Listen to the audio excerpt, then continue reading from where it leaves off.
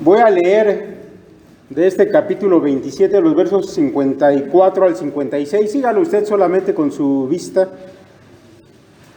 Dice la palabra de nuestro Dios: el centurión y los que estaban con él guardando a Jesús, visto el terremoto y las cosas que habían sido hechas, temieron en gran manera y dijeron: verdaderamente este era Hijo de Dios. Estaban allí muchas mujeres mirando de lejos, las cuales habían seguido a Jesús desde Galilea sirviéndole, entre las cuales estaban María Magdalena, María la madre de Jacobo y de José, y la madre de los hijos de Zebedeo. Bien, mis hermanos, la escritura siempre es sorprendente cuando vamos a ella y la analizamos pues un poco más a fondo.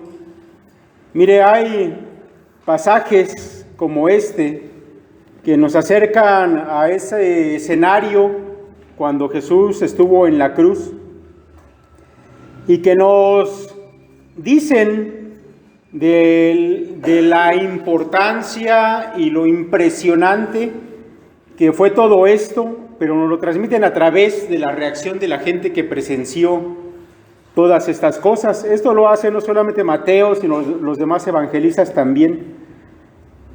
Y hoy vamos a reflexionar en 4 cosas que podemos aprender acerca de este pasaje y el contexto que este pasaje nos da, que no es otro que el tiempo en que Cristo murió y permaneció en la cruz.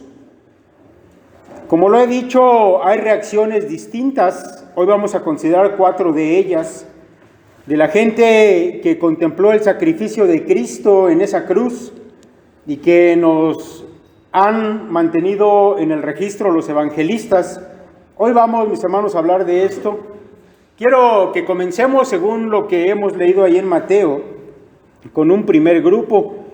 De hecho, estos 4 grupos de los que yo les hablo son 2 grupos de creyentes y 2 grupos de no creyentes. Vamos a comenzar con los no creyentes primero. Por lo tanto, comenzaremos a hablar del centurión y de los soldados romanos que crucificaron al Señor. Mire, yo quiero que note usted cuidadosamente, no cierre su Biblia, téngala ya abierta. Quiero que note cuidadosamente las palabras empleadas por Mateo para describir a este grupo. Dice allá el versículo 54, el centurión y los que estaban con él guardando a Jesús. Ahora mire, al parecer, la guarda de Jesús había sido encomendada a un grupo de soldados al mando de un centurión, como nos lo dice ahí Mateo. Un centurión, usted lo sabe, era un oficial al mando de 100 soldados. Y en el momento en que Jesús es condenado a muerte, su custodia es encomendada a este oficial y a sus soldados, y Mateo se encarga de registrarlo allá en el capítulo 27, versos 26 y 27. Dice: entonces le soltó a Barrabás, y habiendo azotado a Jesús, le entregó para ser crucificado. Entonces los soldados del gobernador llevaron a Jesús al pretorio y reunieron alrededor de él a toda la compañía. Mire, estos soldados, si usted sigue leyendo, fueron los que se burlaron de Jesús, tratándole como a un loco que se creía rey. Ahora, debo yo decirle que no es que ellos tuvieran algo personal en contra de Jesús. De hecho, es muy probable que ellos jamás hubieran visto a Jesús hasta ahora, ya que, según los expertos en la historia del Nuevo Testamento, esta guardia de soldados había sido recién asignada a Pilatos y no estaba dentro de la ciudad normalmente, sino que se albergaba en la ciudad de Cesarea, que no está cerca de Jerusalén. Así que el comportamiento de estos soldados era solamente de burla hacia un hombre raro, del que la gente decía que se había querido hacer rey. Estos paganos no sabían en realidad con quién estaban tratando. Lo que ellos veían era un hombre que había sido condenado, que estaba ya muy golpeado, ya que para este momento Jesús había estado toda la noche recibiendo burlas y golpes, y además había sido ya azotado por los soldados romanos. Así que su rostro estaría morado por los golpes y su cuerpo sangrante. Este centurión y sus soldados habían escuchado a la gente del pueblo clamar: «¡Crucifícale! ¡Crucifícale!». Sabían que la gente lo odiaba. Pero para estos soldados la causa era ridícula. Él no tenía la apariencia de ser un rey, sino más bien, tal vez, de un hombre con problemas mentales que se creía rey y al cual la gente odiaba. Mire, Jesús había sido desnudado para ser azotado, y sobre sus heridas abiertas, estos soldados pusieron aquel manto escarlata y en su cabeza colocaron aquella corona de espinas, la cual nos dicen los evangelios que golpearon con una caña para que las espinas se clavaran en sus sienes.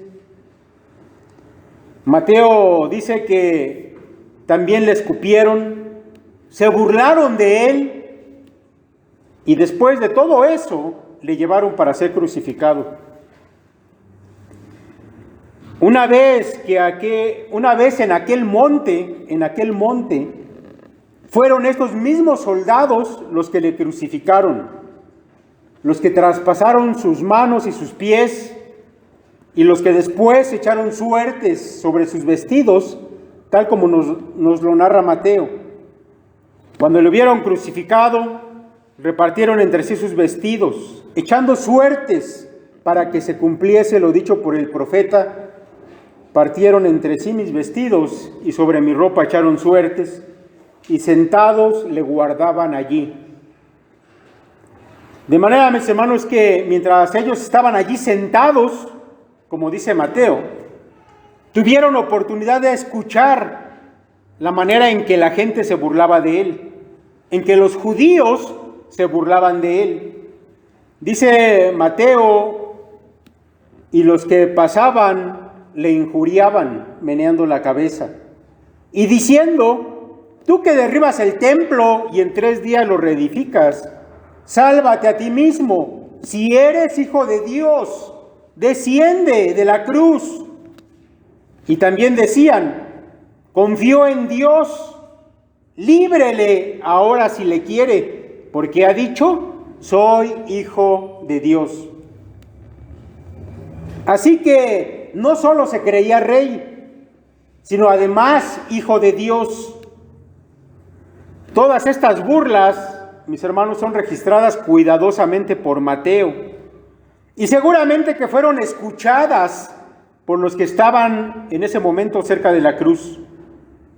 Ahora, hasta aquí, lo que aquellos soldados han visto, lo que ellos han oído, a lo más puede ser un poco raro, pero nada extraordinario. Sin embargo, a partir de la hora sexta, como nos indica el evangelista, comienzan a suceder cosas que harán que su pensamiento acerca de aquel hombre cambie totalmente. De pronto, dice la Escritura, que el sol se apagó.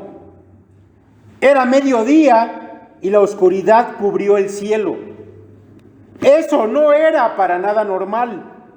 De hecho, debió parecer espantoso para toda aquella gente.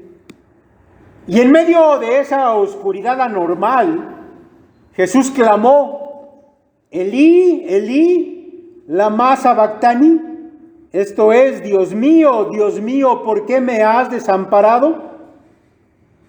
Y aquellos soldados comenzaron a tomar otro sentido de las palabras de este joven judío crucificado.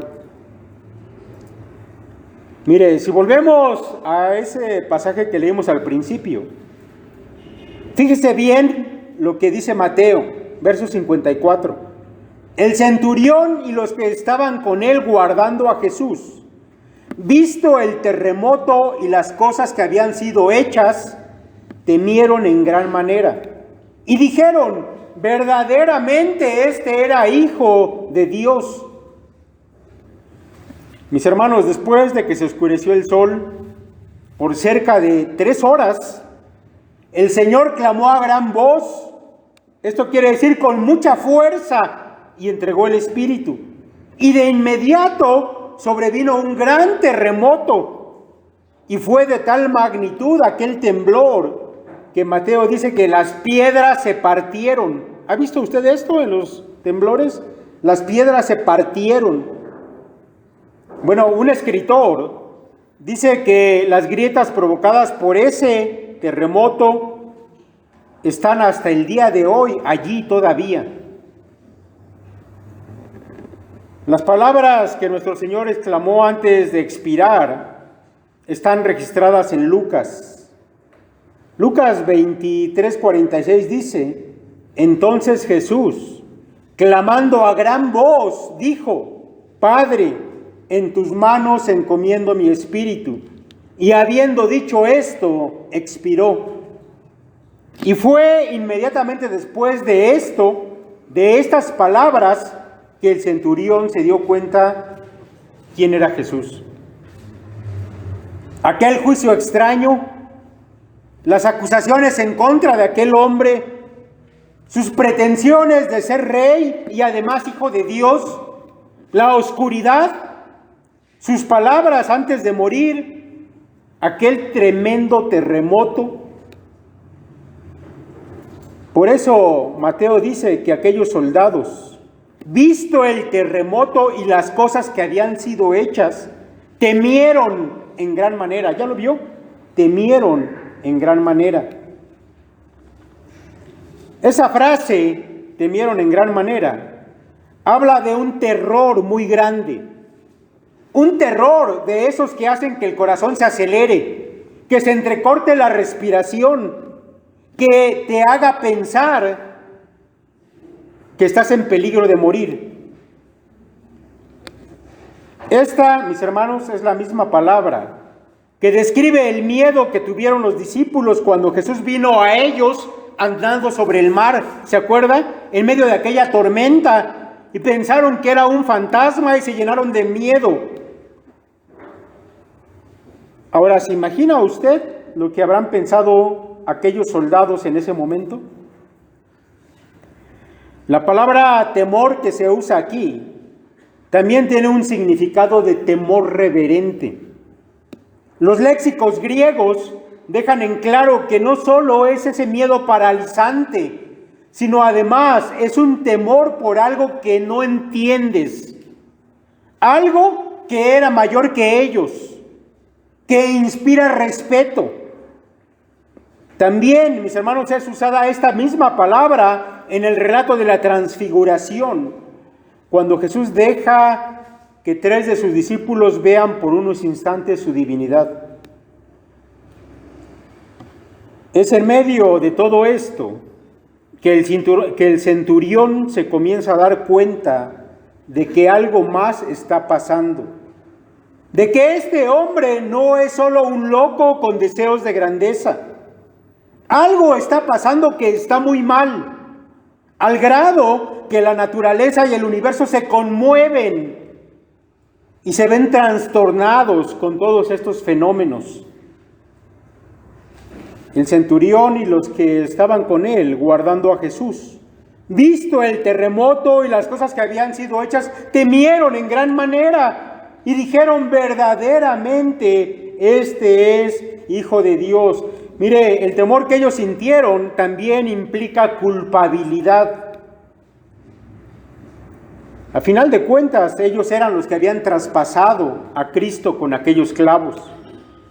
Ellos se habían burlado de Él y le habían abofeteado y le habían escupido. Y ahora todo esto.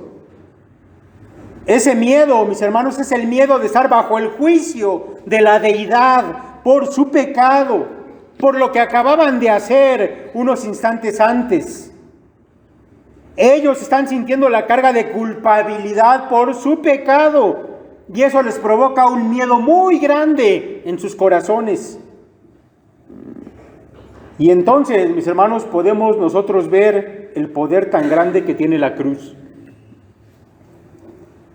Por la reacción de esos hombres, nos podemos dar cuenta del impacto de la cruz, lo impresionante que tuvo que haber sido todo aquello. Yo recuerdo que cuando se estrenó esa película famosa de la Pasión de Cristo, hubo gente que incluso se infartó en el cine. ¿Se acuerdan? Lo sacaron en las noticias. En un breve acercamiento a esos últimos instantes de la vida de Cristo, siempre es impactante. Imagínense lo que estos hombres estarían pasando. Hay un temor muy grande en el corazón de los soldados por lo que han hecho, por lo que habían cometido y por lo que está sucediendo en ese instante. Y eso hace que venga de sus labios una confesión. Y dijeron, verdaderamente este era hijo de Dios. Ahora yo quiero que usted note el plural que usa Mateo. Y dijeron, no fue solamente el centurión, como a veces se enseña, sino todos aquellos soldados que estaban allí y habían participado en estas cosas. Verdaderamente, dijeron ellos. Esa palabra, mis hermanos, verdaderamente, es usada para enfatizar su declaración. No hay duda en sus mentes, no hay confusión de quién es el que está en aquella cruz. Ellos lo han visto, lo han escuchado, ahora se han convencido también. Yo creo, mis hermanos, que lo que Mateo está registrando aquí es ni más ni menos que la conversión de estos soldados.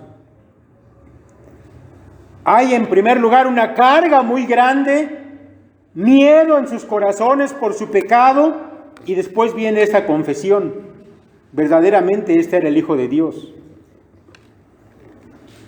Mire, Jesús había dicho, cuando hayáis levantado al Hijo del Hombre, entonces conoceréis que yo soy. Y también dijo, y yo, si fuere levantado de la tierra, a todos atraeré a mí mismo. Y exactamente eso es lo que está pasando en estos instantes. El Hijo fue levantado y entonces supieron quién era Él. Y además, en cuanto fue levantado, Él comenzó a atraer a los hombres hacia Él. Uno de los ladrones que estaba a su lado fue llevado a la gloria. Y ahora estos hombres que le habían clavado en la cruz también. Aquel ladrón dijo, acuérdate de mí cuando estés en tu reino. Y solamente por eso Cristo lo llevó al paraíso. Estos soldados han confesado algo mayor que eso. Dice la Escritura que cuando Pedro confesó a Cristo, dijo algo semejante a lo que estos soldados dijeron. Pedro dijo, tú eres el Cristo, el Hijo del Dios viviente. Y entonces el Señor le dijo, bienaventurado eres, Simón, hijo de Jonás, porque no te lo reveló carne ni sangre, sino mi Padre que está en los cielos. Y la Escritura, mis hermanos, también dice que nadie puede llamar a Jesús Señor si no es por el Espíritu Santo. Así que esta es una confesión de fe que salva. Esto, mis hermanos, es importante porque nos está hablando de la gracia de Dios que se manifiesta en aquel momento en que Cristo está en la cruz. Inmediatamente después de morir, nuestro Señor ya estaba llevándose consigo a todos los hombres que estaban allí alrededor de él al cielo. Él había pedido a su Padre, Padre, perdónalos porque no saben lo que hacen. Y a mí no me queda la menor duda de que el Padre le había contestado, así como contestaba todas las oraciones de su Hijo.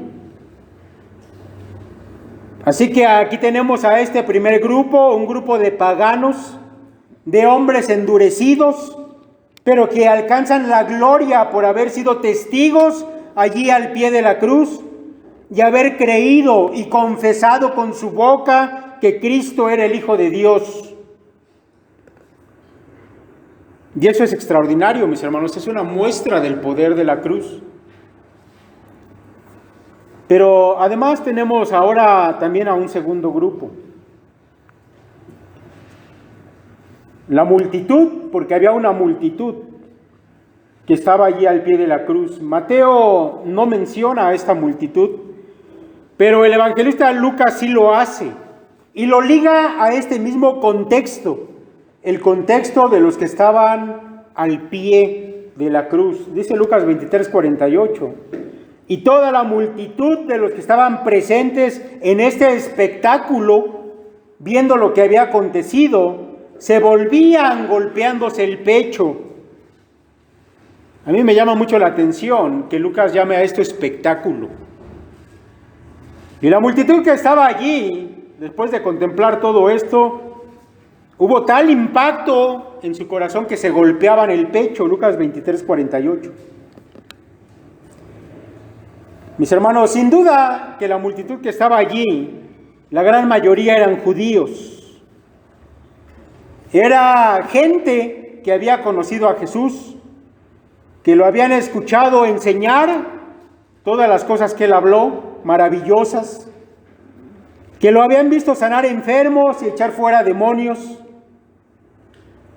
Yo creo, mis hermanos, que muchos de los que estaban allí, de una u otra forma, habrían recibido algo de Jesús, porque el ministerio del Señor había sido intenso en todos esos lugares. Él prácticamente había erradicado la enfermedad de Israel. Así que todos habían sido beneficiados de alguna manera por Jesús y ahora lo están viendo morir en esa cruz. Ellos habían, al igual que los romanos, presenciado todas las cosas que ya hemos dicho. Las palabras de los enemigos del Señor, los portentos de la naturaleza, las palabras mismas de Jesús.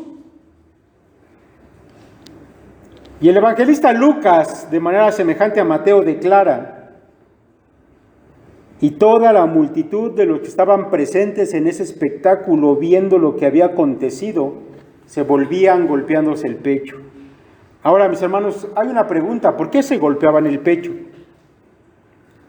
Sin duda que ellos sabían que algo no andaba bien, que Dios no estaba satisfecho con ellos, que todo esto era una muestra del juicio de Dios.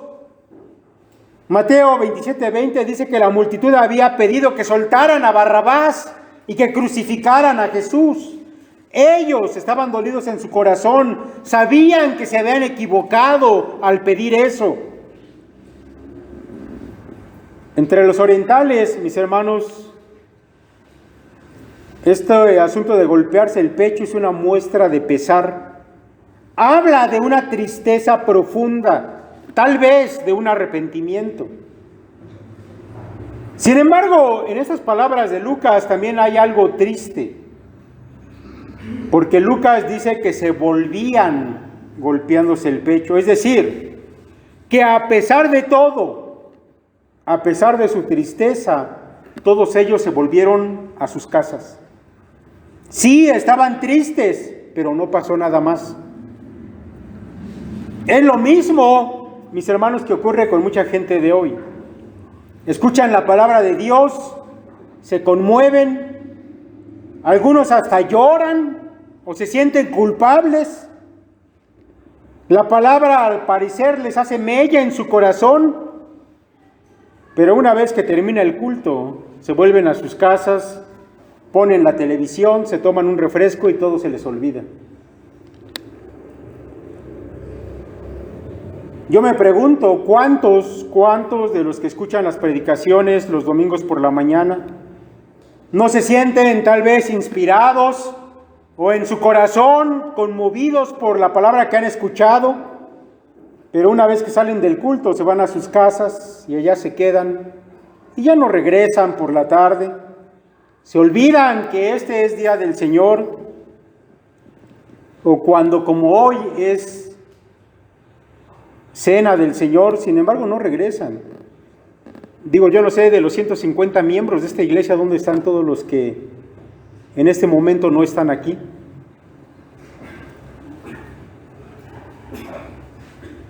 La palabra de Dios dice que hay dos tipos de tristeza.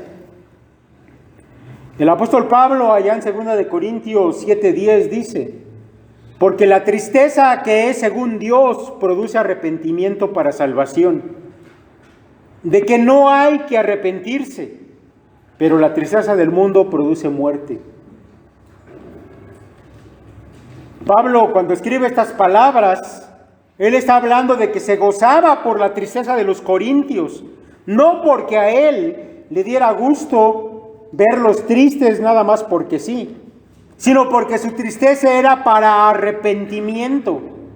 Es decir, que esa tristeza les haría tomar un camino diferente al del pecado que habían estado cometiendo hasta ese momento, y eso era para salvación de ellos. En cambio, dice el apóstol Pablo que hay otra tristeza distinta, la tristeza según el mundo. Y esa tristeza, dice Pablo, mata. La gente que se entristece según el mundo se muere de depresión, se suicida, se muere por alguna adicción que han tomado para combatir su tristeza, o simplemente, mis hermanos, no hay ningún cambio a pesar de su llanto, de sus lágrimas, y simplemente siguen su camino de muerte espiritual, porque la tristeza según el mundo no produce ningún cambio. La diferencia entre esta multitud y los soldados romanos es que los primeros sintieron carga en su corazón para arrepentimiento. En cambio, la multitud que estaba allí, los judíos, solamente sintió una tristeza superficial.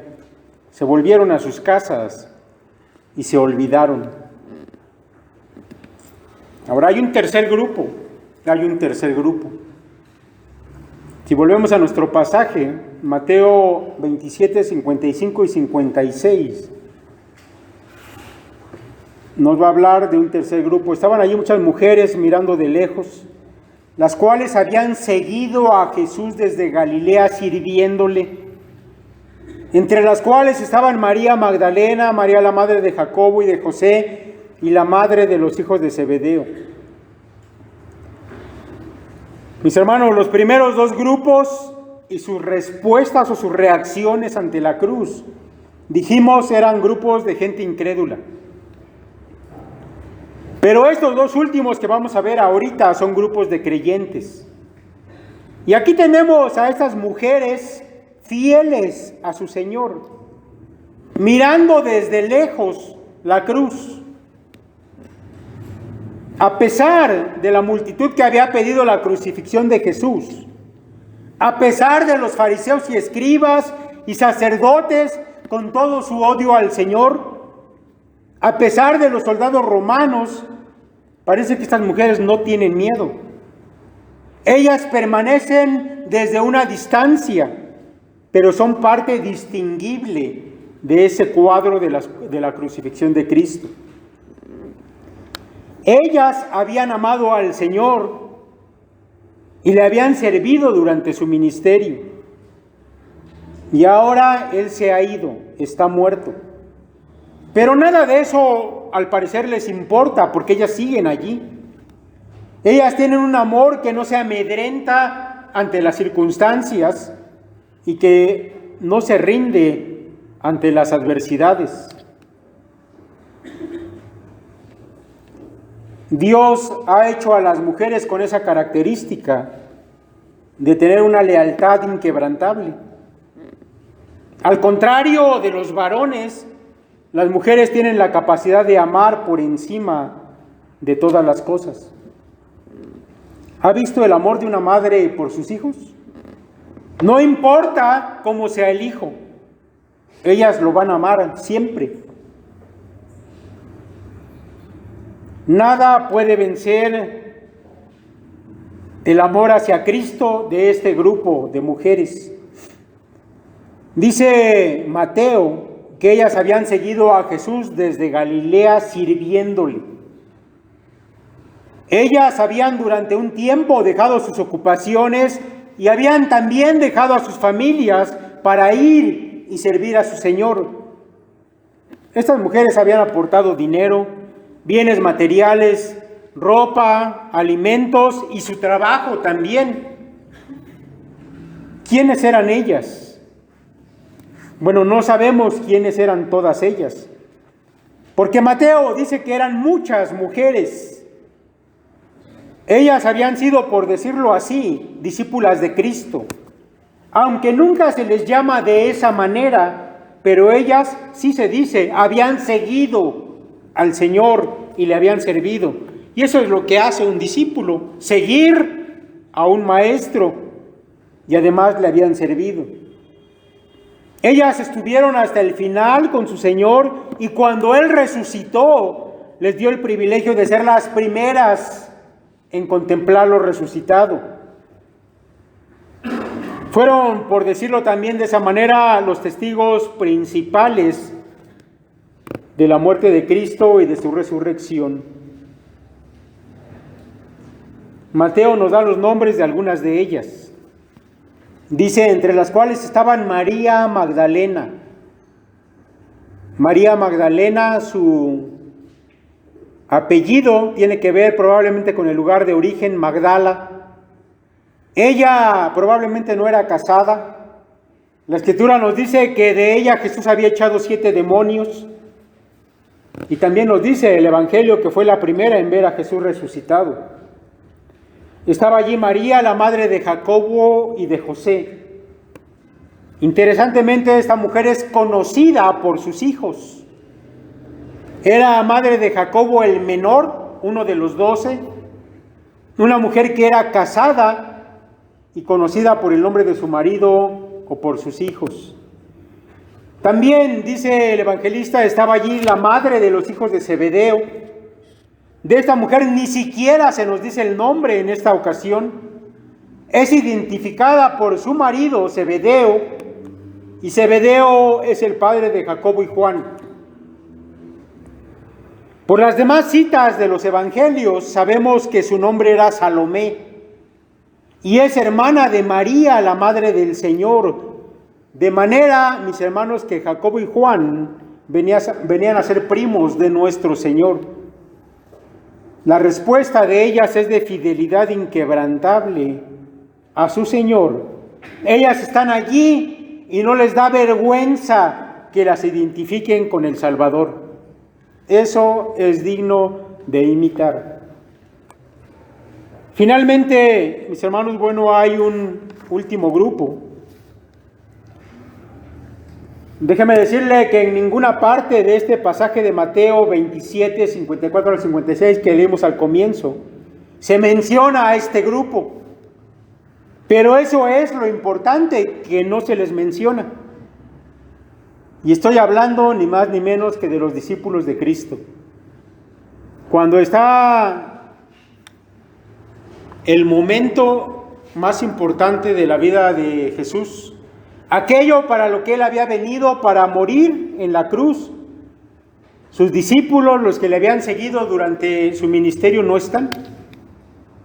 Todos esperaríamos que ellos estuvieran allí, al pie de la cruz, pero no están.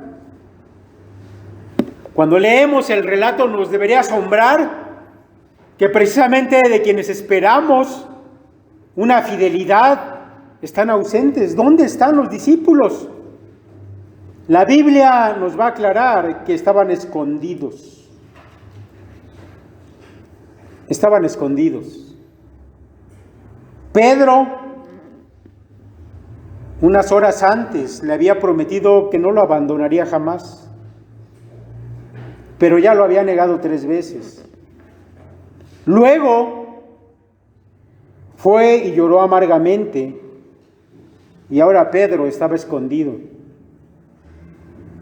Tal vez, mis hermanos, podemos entender el miedo que ellos tuvieron, pero no deja de ser triste. Ellos debían haber estado allí, pero no estuvieron. Habían negado el principio máximo del discipulado. Jesús dijo ese principio. Si alguno quiere venir en pos de mí, niéguese a sí mismo y tome su cruz y sígame.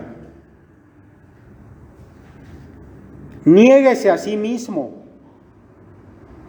Pero ahora, en este momento, ellos no pensaban más que en sí mismos. Eso de negarse a sí mismo no era lo que estaban haciendo. Estaban escondidos porque procuraban su propio bien. El principio máximo del discipulado lo habían negado. Tenían miedo. No querían que se les identificara con aquel hombre crucificado allí, en ese monte. Y fueron y se escondieron. Y mis hermanos, esto es algo triste que sigue sucediendo hasta el día de hoy. A veces de los que se espera que estén aquí, no están. De los que se espera que den testimonio de su Señor, son los primeros que tienen miedo y no lo dicen. Cuando tienes la oportunidad de proclamar el nombre de Cristo, te quedas callado. O a veces por la presión de la gente, ¿qué va a decir? ¿Qué van a pensar? Prefieres no levantarte y decir que tú eres seguidor de Cristo. ¿Cuál es la reacción que usted tiene ante ese Señor que dio su vida por usted? Ante ese momento grandioso de la cruz que hoy recordamos. ¿Cuál es tu comportamiento? Hoy que vamos a tomar el pan y el vino que nos recuerdan ese momento de Jesús en la cruz, también debe recordarnos lo que nosotros somos.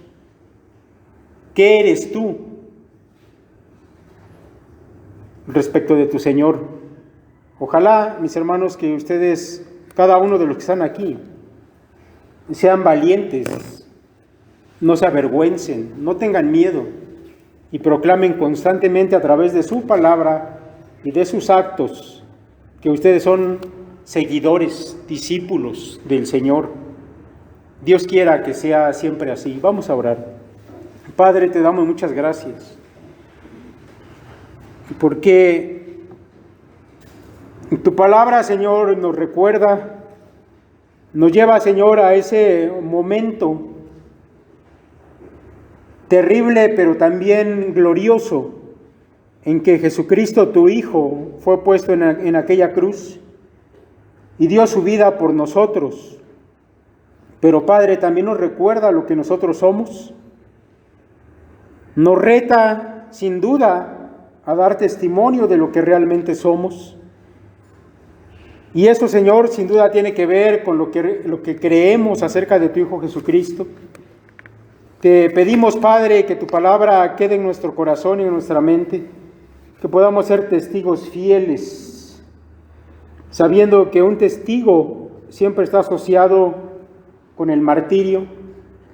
Que, Padre, sin duda, por seguir a tu Hijo Jesucristo, siempre pagaremos algún costo.